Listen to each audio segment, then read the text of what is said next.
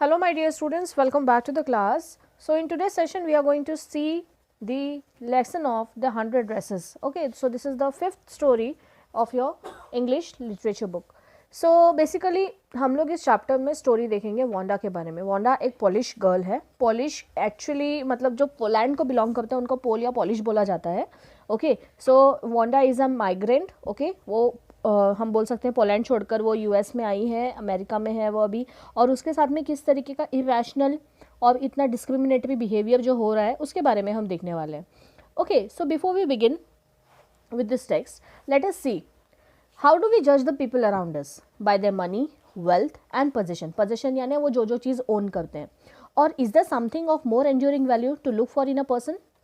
मतलब अगर आप अपने आसपास के लोगों को अगर जज करते हो, उनके बारे में अगर कुछ आप कमेंट करना चाहते हो, तो आप उनकी चीज़ों को क्या देखते हो? किसी को अच्छा बोलते हो या किसी को बुरा बोलते हो? करेक्ट. तो आप किसके बेसिस पे उन्हें जज करते हो? व्हाट डू यू फील कि उनके पैसों को ज़्यादा आप इंपॉर्टेंस देते हो, या फिर उनके जो दौलत है, उनकी जो वेल्थ है उसको ज़्यादा इंपॉर्टेंस देते हो, या फिर जो उनकी जो पोजेशंस होती है, उनका जो घर है, उनकी गाड़ी है, उनके अच्छे कपड़े हैं, इसको इंपॉर्टेंस देते हो? Yes, you have to think what importance you give to. Okay, कुछ लोग होते हैं जो पोजेशंस को इंपॉर्टेंस नहीं देते, बल्कि उनकी जो वैल्यूज़ होती है उसको ज़्यादा रिस्पेक्ट करते हैं, इसलिए उनसे ज़्यादा अच्छे रिलेशन मेंटेन करना चाहते हैं. Correct, but not everyone are like same. So this story is actually a sensitive account of how a poor young girl is judged by her classmate. Wanda Petronsky is a young Polish girl who goes to school with other American children in an American town. Okay, so Wanda Petronsky ये एक Polish girl है. She has just moved from Poland. Okay, Poland से वो shift हुई है America अपनी family के साथ. Okay, and how she is being getting discriminated, that we are going to see in this text. Okay, so उसके जो क्लासमेट्स हैं उसके स्कूल में वो किस तरीके का डिस्क्रिमिनेटिव बिहेवियर उसके साथ करते हैं वो हम देखने वाले हैं इस टेक्स्ट में. Okay, so these other children see Wanda as different in many ways. Can you guess how they treat her? वो तो अभी हमें चैप्टर रीड करके ही पता चलेगा कि वो लोग किस तरीके का बिहेवियर उसके साथ करते हैं. ओके, तो अगर आपको कम्युनिटी के बारे में, पॉलिश अमेरिकन कम्युनिटी के बारे में एक्स्ट्रा इन्फो चाहिए तो आप ये बॉक्स पढ़ सकते हो. Okay, but that is not relevant. So let us move on to the text now. Today, Monday, Wanda Petronsky was not in her seat, but nobody, not even Peggy and Madeline, the girls who started all the fun, noticed her absence. Usually, Wanda sat in the seat next to the last seat in the last row in room 13. So, जो उनका classroom है, उसका number कितना है? Room 13. She sat in the corner of the room where the rough boys, who did not make good marks, sat. The corner of the room where there was most scuffling of feet, most roars of laughter when anything funny was said, and most mud and dirt on the floor. So, आज Monday है. Wanda पेट्रॉन्स्की उसकी seat पर नहीं है, but किसी ने भी notice नहीं किया. Not even Peggy and Madeline. अब ये पैगी और मैडलिन ये भी दो क्लासमेट्स हैं वांडा की, but these two girls make fun of her. Okay, जिसने सब कुछ ये मजाक शुरू किया, ये हर दिन उसको चिढ़ाते थे, हर दिन उसकी मजाक लेते थे, हर दिन उसके साथ में कुछ ना कुछ उसकी टांग खींचते थे, उसे उसकी लेग पुल करते थे. Okay, so these girls were them. So they even not notice where she was, why was she absent. Usually Wanda कहाँ बैठती थी? Last row में. Okay, last seat next to the last seat in the last row. Okay, तो last row में बैठती थी वो सबसे अकेले, जहाँ पर यूजुअली क्लास के सबसे ज़्यादा बदतमीज़ और क्लास के सबसे ज़्यादा शरारती लड़के बैठा करते थे, जो कि मार्क्स कम लाते थे और जहाँ पर सबसे ज़्यादा फीट की आवाज़ की जाती थी. आपको पता है ना, लास्ट बेंचर्स ज़्यादातर बहुत मस्ती करते हैं. कुछ फ़नी अगर क्लास में इंसिडेंट हो जाता है तो ज़ोर ज़ोर से हंसते हैं, एज इफ पता नहीं क्या हो गया, और अपने पैर टैप करते हैं फ्लोर पे, और जो डर्ट होता है, मड होता है शूज़ में का, प्ले ग्राउंड पे से आके पूरा वहाँ पर मड झटक देते हैं. राइट, बहुत सारे बच्चे आपकी भी क्लास में ऐसे ही करते होंगे. Wanda did not sit there because she was rough and noisy. Wanda इसलिए वहाँ नहीं बैठती थी क्योंकि वो भी वो लड़कों की तरह, दूसरे बच्चों की तरह रफ थी, मतलब ऐसी मस्तीखोर थी, मिशीवियस थी और नॉइजी थी. On the contrary, on the opposite side, she was very quiet and rarely said anything at all, and nobody had ever heard her laugh out loud. Sometimes she twisted her mouth into a crook sort of smile, but that was all. So Wanda का जो reason था last bench पे बैठने का, वो ये नहीं था कि वो मस्ती करती थी, बल्कि ये था कि वो तो कुछ बोलती ही नहीं थी. कभी कभी वो हंसने के लिए ऐसा अपने मुंह को टेढ़ा करती थी, क्रुक करती थी, बट उतना ही. ना ही उसने कभी ज़ोर से हंसा है क्लास में, ना ही किसी ने उसकी हंसी सुनी है क्लास में. Nobody knew exactly why Wanda sat in the seat. unless it was because she came all the way from Boggins Heights and her feet were usually caked with dry mud. But no one really thought much about Wanda Petronsky once she sat in the corner of the room. Okay, so actual में कोई ये नहीं जानता था कि Wanda उधर पे last bench पे क्यों बैठती है. किसी किसी को ऐसा लगता था कि ये इतनी दूर से बॉगिन साइड से एक प्लेस है यूएस में, तो वहाँ से चलते हुए आती है, इसके लिए उसके पैर पे ज़्यादा डर्ट लग जाता है, ज़्यादा मड लग जाता है, इसलिए शायद से वो लास्ट बेंच पे बैठती होगी ताकि वो वहाँ पर अपना जो डर्ट है उसे शेड कर सके. But this was not the actual reason. The time when they thought about Wanda was outside of school hours. At noon time, when they were coming back to school, or in the morning early before school began, when groups of 2 or more or even more would be talking and laughing on their way to the schoolyard. So what does it mean? See, Wanda के बारे में class में कोई इतना नहीं सोचता था. Wanda की याद लोगों को तभी आती थी, उसके क्लासमेट्स तभी उसको याद करते थे जब वो स्कूल के बाहर हो या फिर स्कूल के पहले. मतलब जब घर जाते वक्त सभी फ्रेंड्स एक दूसरे के साथ बातें करते हैं, हंसते हैं, तब उनको वांडा की याद आती है ताकि वो उसका मजाक बना सके, उसको सबके बीच में टारगेट कर सके और उसके ऊपर हंसी उड़ा सके. तो ये चीज़ें कब होती है? जनरली स्कूल की मॉर्निंग बेल के पहले and after the school, right, when we all friends come and talk together. So this was the time when they were missing Wanda. Then sometimes they waited for Wanda to have fun with her. और कभी कभी तो ये लोग passage में ही wait किया करते थे मॉर्निंग बेल के पहले and after the school, so that Wanda will come and they will make fun of her. Now the next day, Tuesday, Wanda was not in school either and nobody noticed her absence again. So now again the same thing happened the next day. Wanda was not there in the school और किसी ने उसका जो absence है वो notice किया ही नहीं. किसी ने ये नहीं सोचा कि वो स्कूल क्यों नहीं आ रही है. And on Wednesday, Peggy and Maddie, who sat down front with other children who got good marks and who didn't track in the whole lot of mud, did notice that Wanda was not there. Peggy was the most popular girl in school. She was pretty, she had many pretty clothes and her hair was curly. Maddie was her closest friend. The reason Peggy and Maddie noticed Wanda's absence was because Wanda had made them late to school. पर Wednesday को पैगी और Maddie, जो कि आगे बैठते थे दूसरे बच्चों के साथ, उन्होंने ये नोटिस किया that Wanda is not coming to school. And why they did so? Because Wanda ने उन्हें लेट करवा दिया स्कूल में. अभी आप एक मुझे बात बताओ, पैगी और मैडी तो खुद फ्रेंड्स थे और वांडा के साथ तो कोई बात ही नहीं करता था, तो पैगी और मैडी क्यों लेट हो गए? Yes, can you tell me the reason? Yes, actually what happened, Peggy and Maddie they used to wait for Wanda to कम.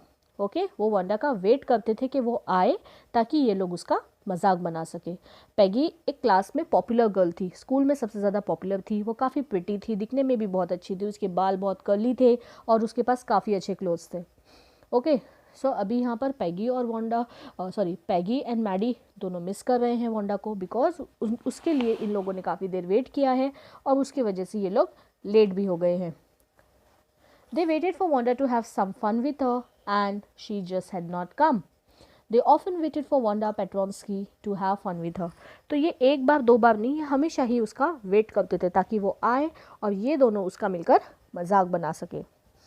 ठीक है, यहाँ तक के सबको स्टोरी समझ में आई कि क्या सीन चल रहा है. वांडा के साथ में एक डिस्क्रिमिनेटरी बिहेवियर चल रहा है, लोग उसके साथ भेदभाव वाला बिहेवियर करते हैं क्लास में, उसके साथ कोई अच्छे से बात नहीं करता बिकॉज वो काफ़ी ज़्यादा साइलेंट रहती है क्लास में. और सब ये बोलते हैं कि तुम एक अमेरिकन नहीं हो, तुम एक पोलिश हो, पोल से आई हो, ओके, तुम पोलैंड की हो and you are an immigrant and you are not like us. That is why she is being discriminated. Clear?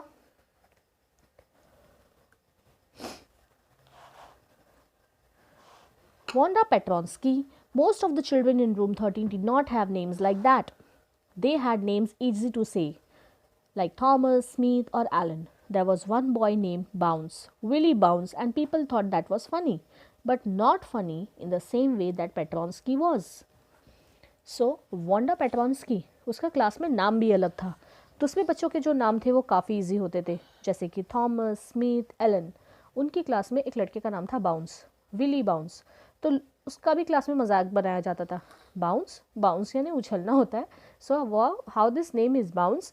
Okay, so same Petronsky का भी मजाक बनाया जाता था. Wanda did not have any friends.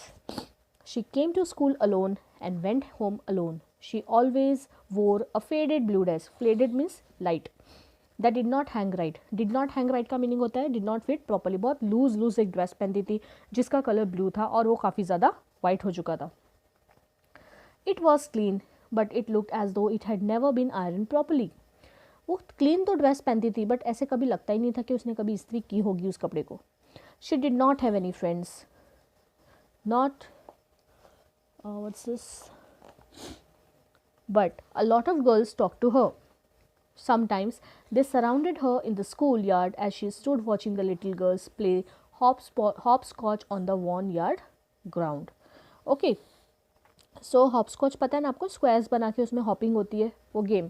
तो वांडा के ज़्यादा फ्रेंड्स तो नहीं थे लेकिन तो भी वो ग्राउंड में खड़े होकर देखती थी और दूसरी काफ़ी सारा गर्ल्स इससे बात किया करती थी. अब एक्चुअल में वो लोग इससे अच्छी बातें करते थे क्या? नहीं, वो लोग क्या करते थे, वांडा का मजाक उड़ाते थे. ओके, तो भी वांडा चुपचाप अपने अपने ग्राउंड में खड़े होकर बच्चों को नोटिस किया करती थी जो हॉपस्कॉच खेल रहे हैं, कोई क्या कर रहा है. Okay, so Wanda was actually a very innocent girl. Okay, she did not used to tell anything. Wanda, Peggy would say in a most courteous manner, as though she were talking to Miss Mason. Wanda, she would say, giving one of her friends a nudge. Tell us, how many dresses did you say you had hanging up in your closet? Closet का meaning क्या होता है? Cupboard. So अभी यहाँ पर Peggy और Madeline, जिसको हम मैडी भी बोलेंगे आगे, ठीक है. सो यहाँ पर वो अपनी पैगी एकदम प्यार से बुलाती है वांडा, जैसे कि वो मिस मैसॉन को बुलाती है. मिस मैसॉन एक अथॉरिटी है स्कूल में. ओके, सो पैगी अपनी एक दोस्त को ऐसे हल्का सा धक्का देती है, एक जेंटल पूछ देती है, मतलब वो हंसती है उसकी फ्रेंड को देखकर और पैगी से पूछती है और वांडा से पूछती है, वांडा क्या तुम मुझे बताओगी तुम्हारे क्लोजेट में कितने ड्रेसेस हैं तुम्हारे पास? क्लोजेट का मीनिंग क्या होता है? Cupboard. Okay, 100, Wanda would say.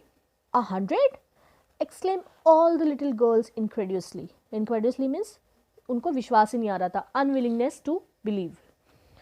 And the little ones would stop playing hopscotch and listen. अभी वांडा से वो पूछती है पैगी कि वांडा तुम्हारे पास कितने ड्रेस है? और वांडा बोलती है 100. 100? इतनी जोर से चिल्लाती है ये सारी गर्ल्स. जो छोटे बच्चे थे वो भी रुक जाते खेलते हुए और वो सुनने लगते हैं. 100? इतना जोर से क्या चिल्लाया है, क्यों चिल्लाया, क्या कन्वर्सेशन चल रहा है इनका? या 100 all lined up, said Wanda. Then her thin lips drew together in silence. So Wanda बोलती है yes, they are all 100 all lined up. सब एक लाइन से मैंने लगाए हुए हैं पूरे क्लोजेट में. और फिर से वो साइलेंट हो जाती है. What are they like? All silk? I bet, said Peggy. अब देखो यहाँ पर पैगी और उसके साथ जो दूसरी लड़कियाँ हैं वो इसका मजाक बना रही हैं. वो उसे पूछती जा रही है तुम्हारे पास 100 ड्रेस है, सारे ड्रेस सिल्क के होंगे ना. मतलब यहाँ पर वो मजाक उड़ा रही है बिकॉज वो लोग क्या नोटिस करते हैं that Wanda always wear the same blue dress which is always printed and it is not yet iron also. तो अभी पैगी उसको पूछती है सारे सिल्क के होंगे? ये ऑल सिल्क ऑल कलर्स. सो वांडा अगेन आंसर्ड, हाँ सारे सिल्क के हैं और मेरे पास सभी कलर्स के ड्रेसेस हैं. Velvet too?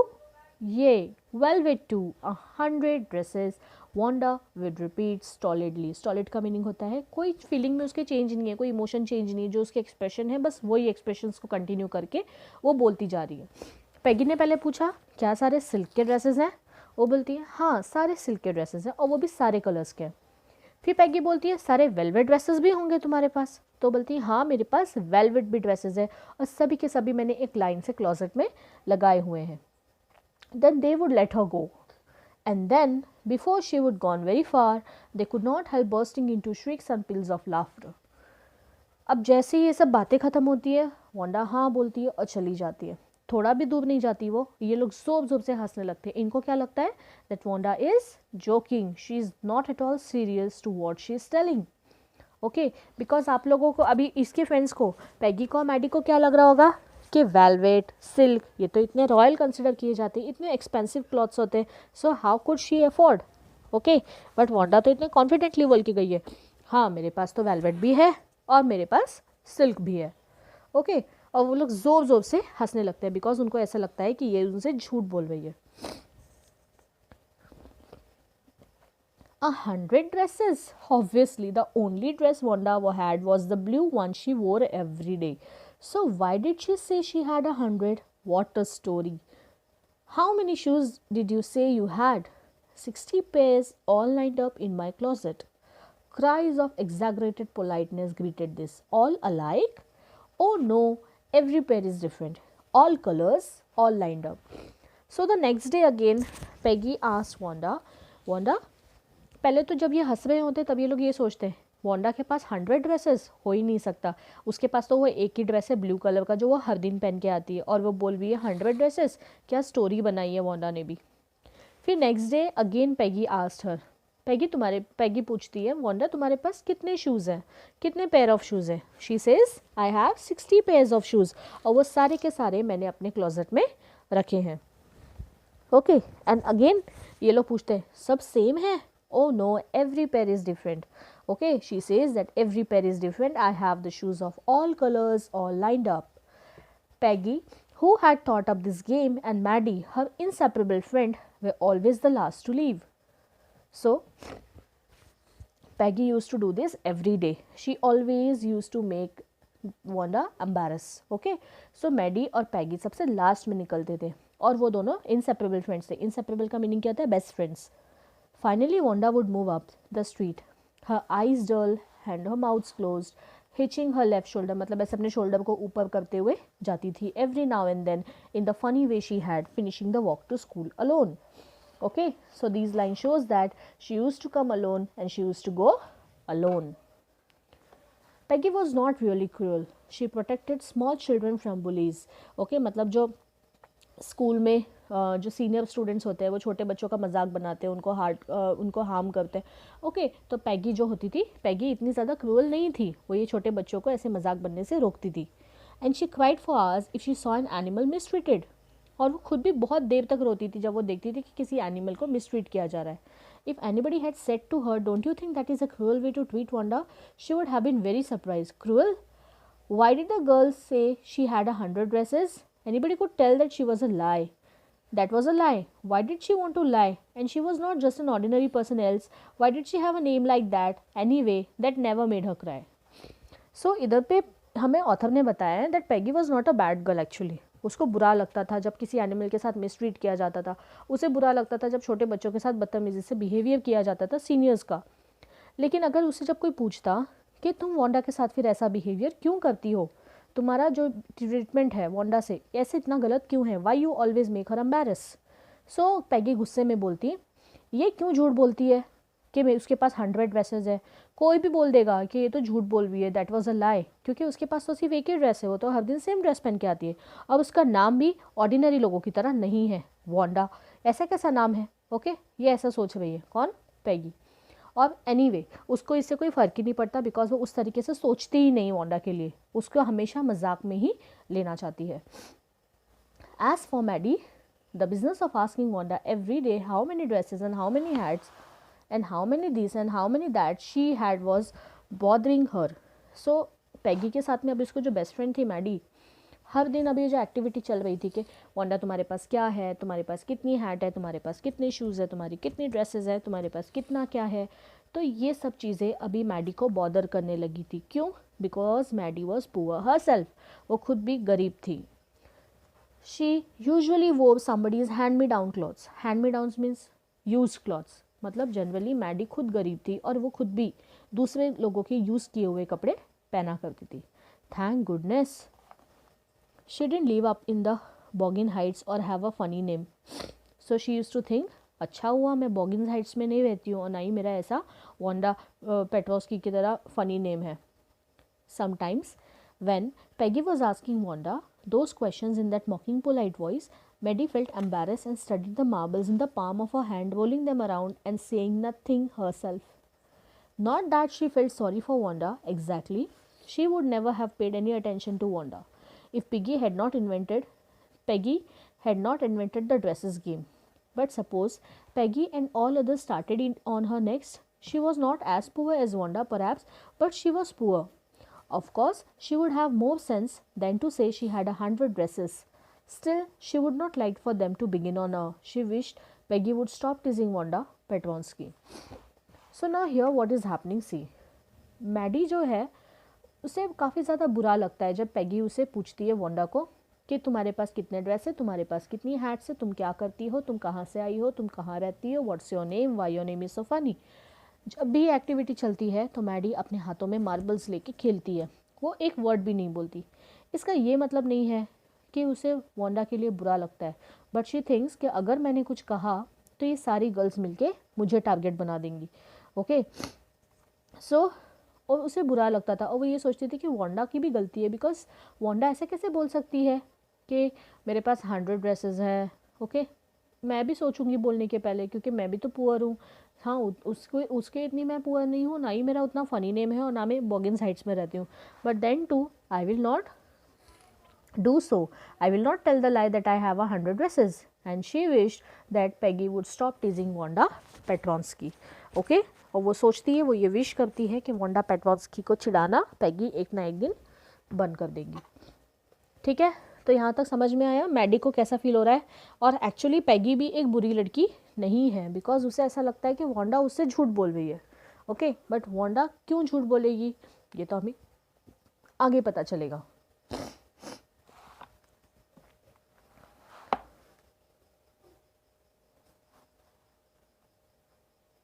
Okay.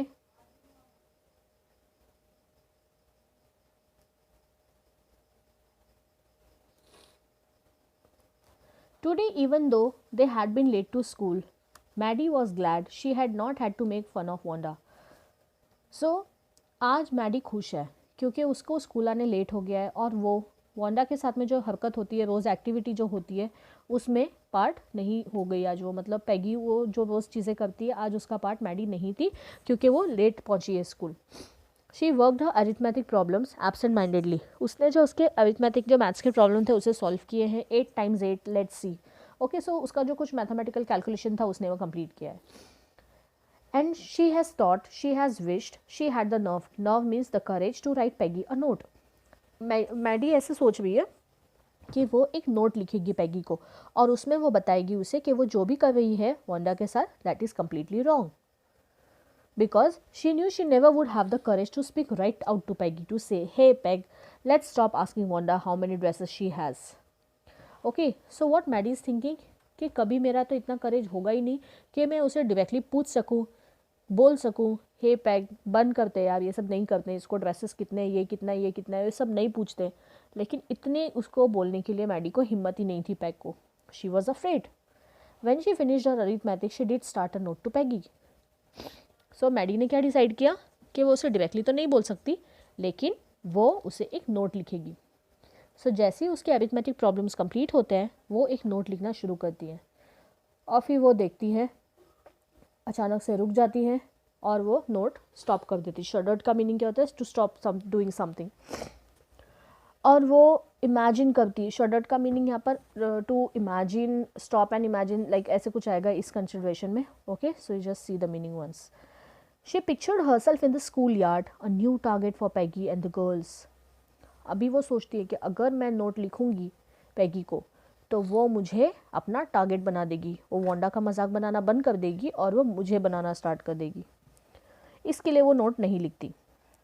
Peggy might ask her where she got the dress that she had on, and Maddie would have to say it was one of Peggy's old ones that Maddie's mother had tried to disguise with new trimmings so no one in room 13 would recognize it.